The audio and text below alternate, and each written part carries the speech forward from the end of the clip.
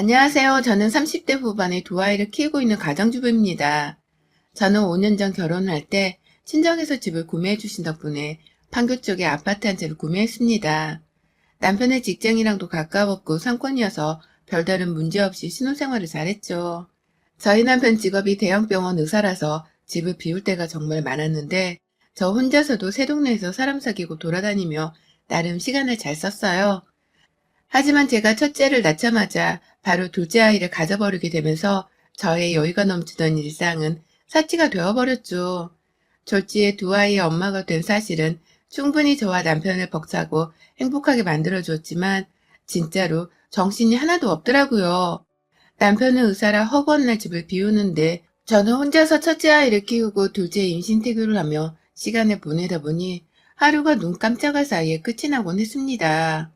그나마 강남에 살고 계시던 저희 친정 부모님께서 자주 신혼집으로 찾아오셔서는 저를 데리고 맛있는 식당도 데려가 주시거나 태교에 도움이 되려고 옆에서 이것저것 많은 것들을 챙겨주셨어요. 저 혼자 남편 없이 돌아다니며 아기용품을 사는 게 안쓰러워 보인다며 같이 백화점에 가 쇼핑을 하기도 하셨고요. 가까이에 딸이 살고 있다는 이유만으로 집을 사준 것으로도 모자라 저희 부모님이 돈을 정말 많이 쓰셨습니다. 어떻게든 아쉬움이 없게 하기 위해 절 생각해 애써주신 것이었죠. 하지만 이런 저희 친정 부모님과는 달리 시부모님은 참 조용하시더라고요. 첫째 아이를 가지고 낳을 적에도 임신하고 출산한 저한테 그 흔한 꽃다발 한 번을 사주지 않으셨던 시부모님이셨어요. 둘째도 역시나 임신을 했건 출산 날짜가 다가오건 신경 한 번을 쓰지 않으시는 듯 연락이 없으시더라고요. 오죽했음 저희 부모님께서 시댁전화를 다 기다렸을 만큼 말입니다. 눈에 보여지는 시댁과의 관계가 이리도 멀어서인지 저희 부모님이 유독 제 걱정을 많이 하셨어요. 사돈 어른도 정말 너무한 거 아니야? 결혼하던 때에만 하더라도 우리가 집해주고 네 남편 차까지 새 걸로 바꿔줬다며 그렇게 결혼해서 고맙다고 넙죽넙죽 절을 하더니만 어떻게 손주들 낳는데 그 흔한 떡 하나도 안 들고 오니. 의사 남편 뒷바라지하며 혼자 애 키우느라 쓸쓸하고 뻔히 아실 텐데도 연락 한 번 없고 둘째 가진 걸 알고 있긴 한 거지. 라면서 시어머니를 향해 친정엄마가 화를 쏟아낸 적도 있으셨고요. 그런 말을 들을 때면 저도 속상했지만 참았습니다. 그래도 지나치게 간섭하며 전화질을 해서 저랑 싸우는 것보단 오히려 무관심으로 일관하며 덜 싸우는 지금이 훨 낫다고 생각을 했으니까요. 그랬던 저는 둘째까지 무사히 순산을 했고 혼자서 친정 부모님의 도움을 받아가면서 애들을 열심히 키워대다가 올 초에 살고 있던 판교를 떠나게 되었습니다. 그리고는 시부모님이 살고 계시는 그 옆 경기도 지역으로 이사를 오게 되었는데요. 그것도 무려 시부모님의 집 바로 아래층 아파트로 이사를 와버렸답니다. 갑작스럽게 결정한 것은 아니었어요. 둘째를 낳고 나서 얼마 지나지 않아 시부모님이 운전을 못하시는 바람에 쉽사리 제 아이들을 보러 오실 수가 없다며 불평을 한껏 늘어놓으시더라고요. 첫째는 딸이었고 둘째는 아들이었는데 아들 손자가 태어나는 것이 너무 신기해 죽겠어서 한번 가보려 하다가도 거리가 멀고 피곤해서 갈 수가 없다며 속상해 하셨어요. 그러니 저도 시부모님 마음이 신경이 쓰여서 다른 것들은 생각하지 못한 채 직접 차를 몰고서는 시부모님 댁으로 놀러를 가곤 했습니다. 아이들도 시부모님을 만나며 사랑을 받으니 마냥 좋아라 했고요. 시부모님도 너무 기다렸다는 듯이 지극정성으로 아이들을 돌봐주시니 저 또한 기분이 남다르더라고요. 친정 부모님만큼 아이들을 예뻐라 해주시는 시부모님이 그간 겨우 차 한 대가 없다는 이유로 아이들을 보러 오시지 못하셨다는 생각이 들어서 남편에게도 아쉬움을 토로했습니다. 시부모님께 이제라도 차를 사드려야 할지 아니면 교통수단으로 기사님이 있는 렌트 차량이라도 대접을 해드려야 하는지 뭐 별의별 서비스를 다 생각해보며 제 딴에 예쁨 받는 며느리가 되어보고자 신경을 썼어요. 그러다 결국 시부모님의 집 아래층 매물이 나왔다는 것을 시어머니의 입을 통해 전해 듣게 되었습니다. 우리 집 아래층에 매물이 나왔는데 한번 봐볼려? 매일 애들을 보면 내가 다 키워주고 보살필 수 있는데 라고 제게 지그시 물어보시더라고요. 처음에는 그 소리가 자기 아랫집으로 이사를 오라 하는 소리인가 싶어서 상당히 혼란스러웠습니다. 아무리 제 아이들을 돌봐주시고 또 저의 결혼 생활에 아무런 간섭을 하고 살지 않는 분이시라 하더라도 제게는 시부모님이셨기에 불편함이 있었거든요. 바로 위아래층에 딱 붙어 살면 언젠가 분명 갈등이 생길 만한 상황이 나타날 수 있다고 생각했어요. 그래서 최대한 대답을 하지 않은 채 요즘 같은 세상에 집 팔고 사는 사람이 있네요. 라며 딴 말로 돌렸죠. 하지만 그러고 나서 생각을 해보니 나쁠 것이 없더군요. 저는 이미 예전부터 제 육아를 많이 도와주시는 친정 부모님 댁 가까이에서 살아보고 싶은 마음이 컸거든요. 그래서 실제로 강남 매물을 여러 개 알아봤었는데 그때마다 집값이 너무할 정도로 높은 바람에 아쉬웠는데 차라리 시댁 가까이에 사는 곳도 나쁘지 않겠다는 생각을 해버렸죠. 시어머니가 저에 대해 간섭을 하는 스타일도 아니셨는데 나 대신 아이들을 돌봐주시려 하신다면 나 또한 개인적으로 보낼 수 있는 시간이 많아질 것이니 말입니다. 저도 차가 있으니 얼마든지 부모님과 친구들 사는 강남까지도 단시간에 이동이 가능할 거라 생각을 했어요. 그래서 남편에게 시어머니 댁 아래층으로 이사를 가는 건 어때? 라며 말을 했고 의외로 남편이 아주 단시간에 그러자고 수긍을 한 바람에 정말 졸지에 얼떨결에 제가 나서서는 저희 가족들을 시댁 아랫집으로 모두 다 데리고 왔습니다. 남편은 오히려 자신이 일 때문에 집을 비울 때가 많은데 자기 어머니가 위층에 살고 있으면 저를 자주 보살펴주러 와서는 아이를 돌봐주는 것도 도와줄 것이라며 좋아라 했고요. 처음엔 제가 제안만 했을 뿐 거의 이사를 가자고 주도를 하고 집 팔고 계약까지 하는 건 남편이 앞장서서 했을 정도였죠. 자기 병원은 고속도로 따라 달리면 서울로 출근하는 것과 다를 것이 없다며 괜찮다고 하길래 저도 부담을 덜은 채로 일단 최소 몇 년은 한번 살아보자는 마음으로 이사를 감행했어요. 시어머니의 아랫집으로 말입니다. 하지만 이사를 오자마자 모든 것이 달라졌습니다.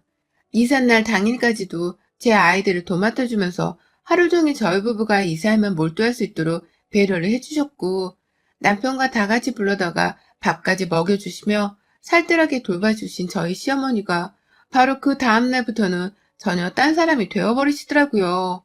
마치 제가 굳이 아이들을 맡기기 위해 그리고 아이들을 보여드리기 위해 시댁 아래층으로 이사를 올 필요가 없다는 듯이 말입니다.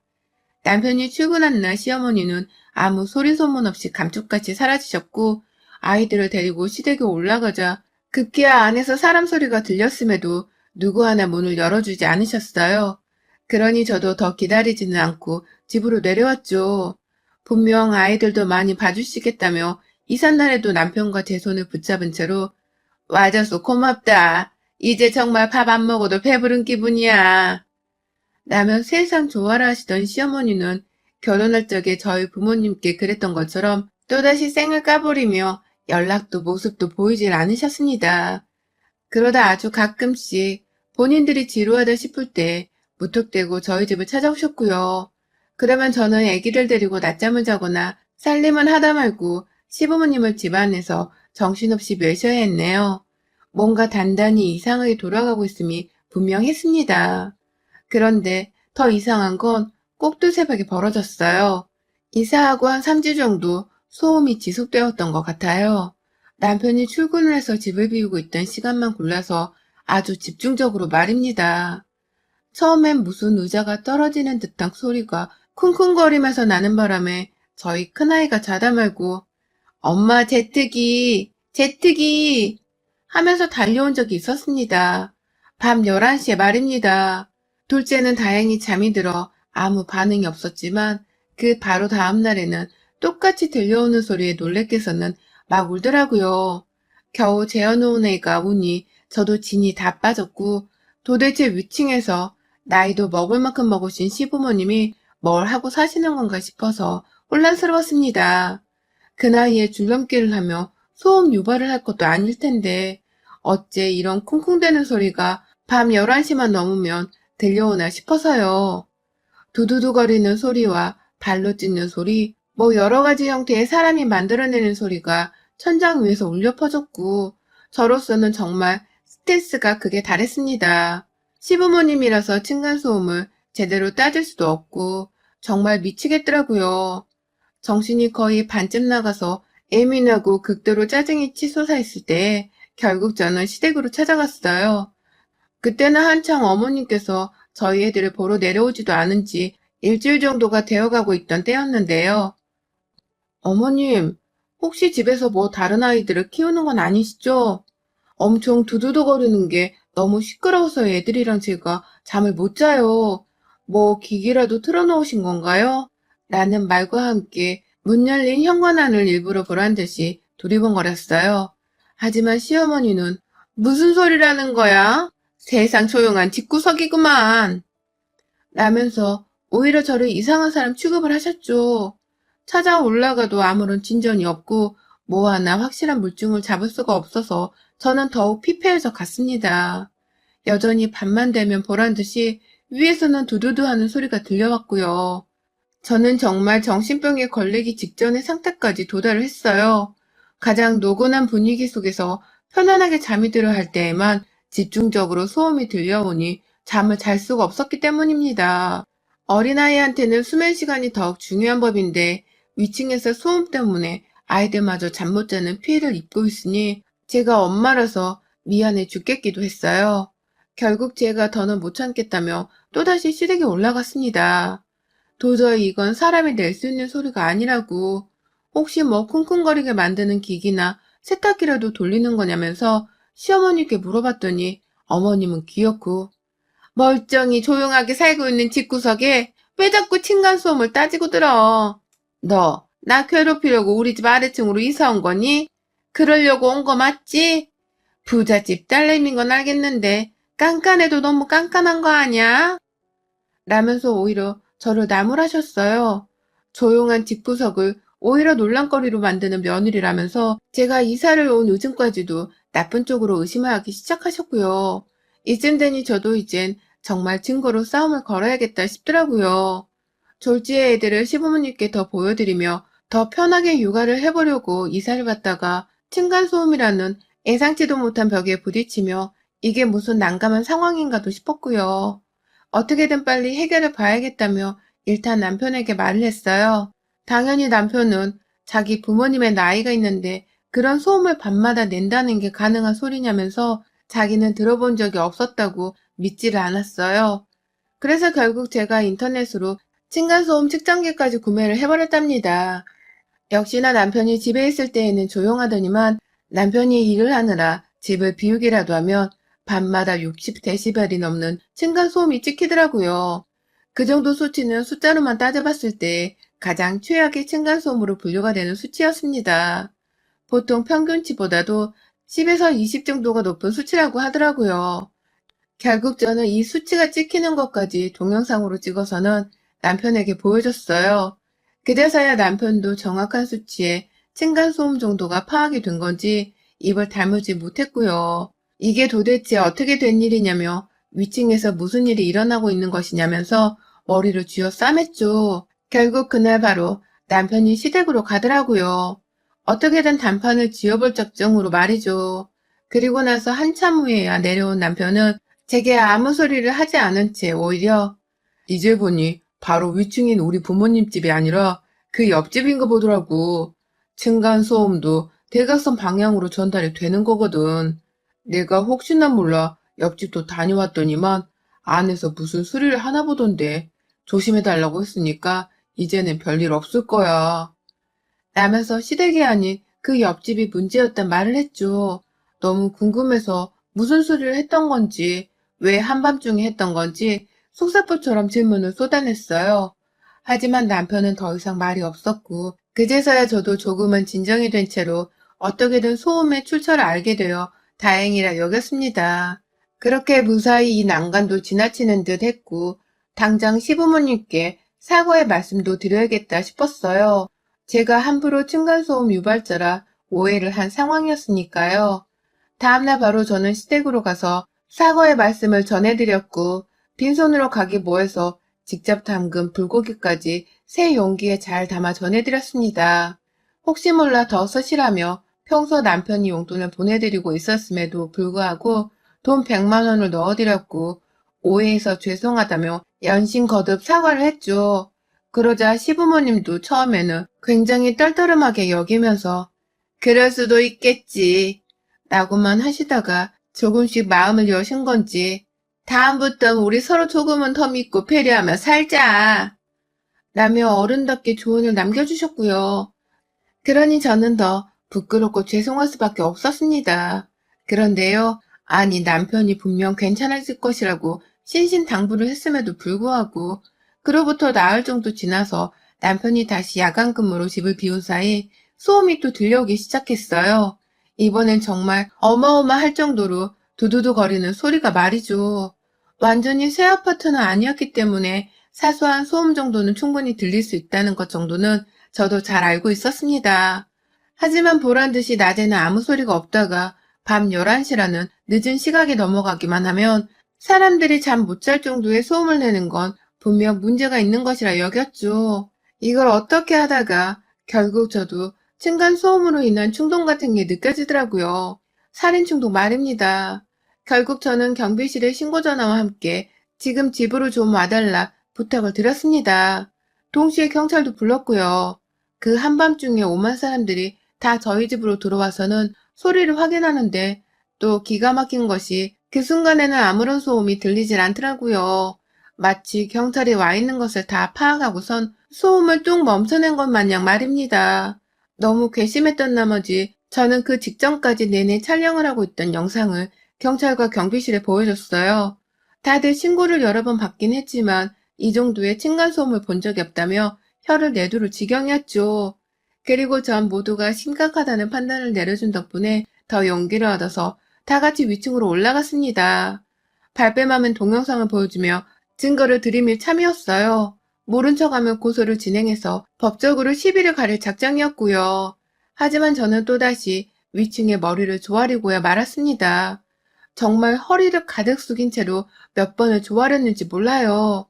그 시각이 12시를 조금 넘긴 때였는데요. 시댁 맞은편집 문을 두드리니 50대로 보이는 한 아저씨께서 자다 말고 나와서는 경찰과 저를 보고 깜짝 놀라시더라고요. 온 가족들이 다 불을 끈 채 자고 있는데 층간소음 때문에 왔다고 하니 저희 말을 기가 막혀 하셨고 이윽고 제가 저번에 저희 남편이 제대로 주의를 드렸다고 말을 하던데 라면서 남편을 언급하니 당신 남편이 누군데요? 본 적도 없는 사람들인데 갑자기 이게 무슨 봉창도 드는 소리입니까? 당신 남편한테 지금 당장 오라고 해요. 내가 직접 내 눈으로 뭐라 말하는지 들어볼 테니까. 라며 오히려 큰 소리를 내더라고요. 누가 봐도 표정은 억울해 죽겠다는 표정이었고요. 그제서야 전 도로 우리 시부모님의 집 현관문을 쳐다봤어요. 아닌 줄 알았는데 결국 이 모든 층간소음을 유발했던 건 이웃집이 아닌 시댁이었다는 생각이 머릿속에 가득 찼죠. 몇 번 현관문을 두드리고 벨을 누르다가 시아버지가 문을 열어주셨고 노인네는 잠을 자지 않은 건지 얼굴이 생각보다 생기 있더라고요. 밖에서 이 소란이 나고 있는데도 두 분은 안에서 뭐라고 계셨던 건지 불은 다 켜져 있는데 시어머니는 밖으로 나올 생각을 안 하셨고요. 저도 모르게 열린 문 뒤에 시아버지를 밀치곤 시댁 안으로 들어갔다가 보고야 말았습니다. 시어머니의 행방을 쫓던 제 눈에 담긴 시어머니의 모습을 말입니다. 글쎄 부엌 한켠에 드럼통 하나를 깔때기 같은 것에 옮겨 담아서는 끌고 들어가고 있다가 저랑 눈이 딱 마주치고야 말았어요. 그 드럼통 그리고 그 옆 바닥에 놓여져 있는 마늘 찢는 방망이 두 개를 보는 순간 직감했습니다. 그리곤 경찰들한테 이 집이에요! 라며 소리치듯 외쳤죠. 이제 보니 그간 층간소음을 유발했던 집은 시어머니네였고 어쩌다 보니 층간소음을 내게 된 것도 아니라 일부러 만들어낸 것이었더라고요. 굳이 방망이로 거실 바닥을 두드려대고 그 밤중에 드럼통을 옮겨다가 거실 한복판에서 두두두 진동소리를 내면서까지 말입니다. 그 자리에서 시어머니가 끌고 들어가고 있던 드럼통을 잡았어요. 그걸 경찰들이 급습하기 전에 먼저 옮겨놓겠다고 시아버지랑 둘이서 집안에서 들러붙어 낑낑거리는 바람에 밖에서 이웃들 간에 소란이 오고 가고 있는데도 나오지를 않았던 거더라고요. 이게 다 뭐예요, 어머님? 어머님이 범인이셨어요? 라고 언성을 높이자 시어머니는 너 지금 뭔 소리 하는 거야? 라면서 모른 척 계속 드럼통을 옮기려고만 하셨고요.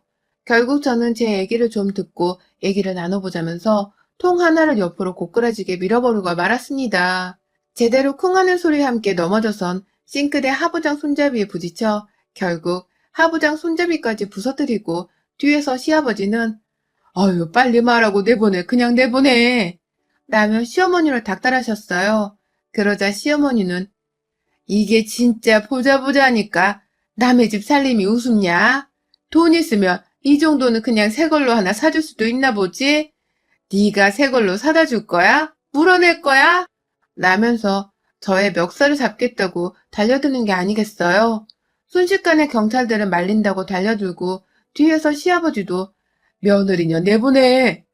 라며 저를 끌어잡아당기려 하셨고 결국 저는 그 자리에서 시부모님을 밀쳐내겠다며 오만 시댁살림들을 박살내고야 말았습니다. 층간소음을 유발한 것들이 적반하장으로 나서는 모습이 기가 막히기도 했고 그간 층간소음으로 당한 스트레스가 이미 한계치를 넘어선 상태였기 때문에 망설일 이유가 없었어요. 제 손이 시어머니 뺨으로 향하는 줄도 모른 채 거침없이 밀쳐대고 때렸고 "왜? 더 소음 내보지 그래? 드럼통으로 충분하겠어? 그냥 확 다 부셔놓고 소음 한번 유발해보자고." 라면서 급기야 멀쩡히 세워져 있던 냉장고 하나를 문 열고 흔들어댔습니다. 그 와중에 저는 남편한테도 전화를 했습니다. "분명히 니네 부모님 집에서 나는 소리 아니라며? 근데 뭐야? 네 부모가 만든 층간소음 맞잖아. 지금 내가 니네 집 쑥대밭으로 만들고 있으니까 정리하고 싶으면 당장 튀어와. 이리고 보고 당장 튀어와서 이 사단 제대로 해결해. 알았어?" 라며 집으로 바로 튀어올 것을 명령했죠.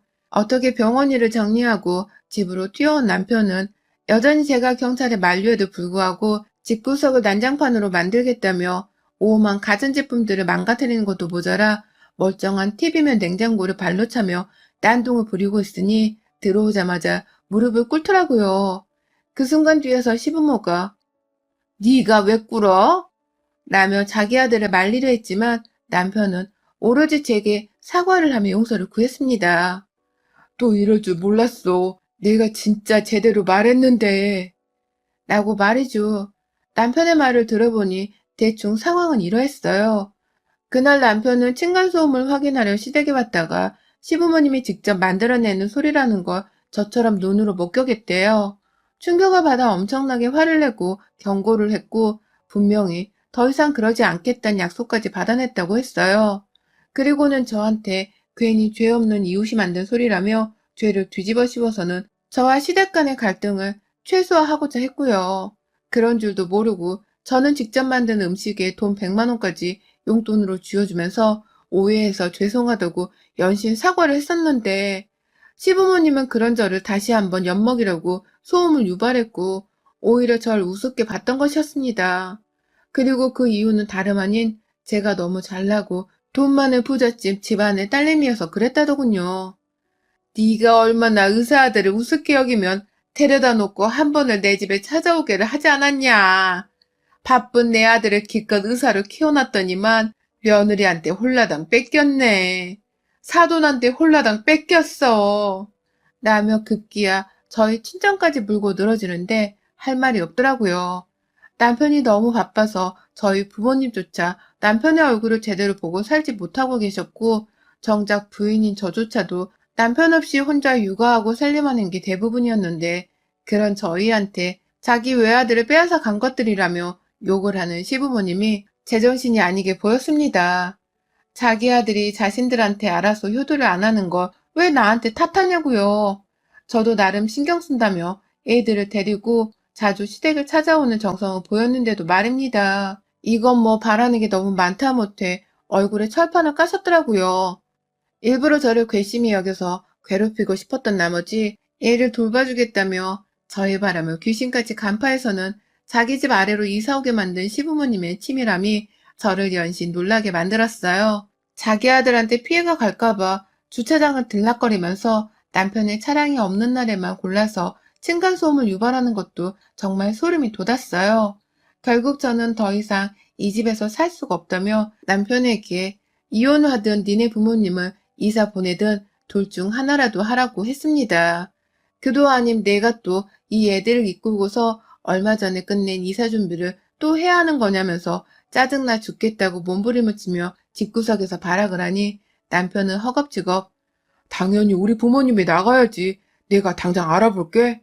라며 저를 진정시켰어요.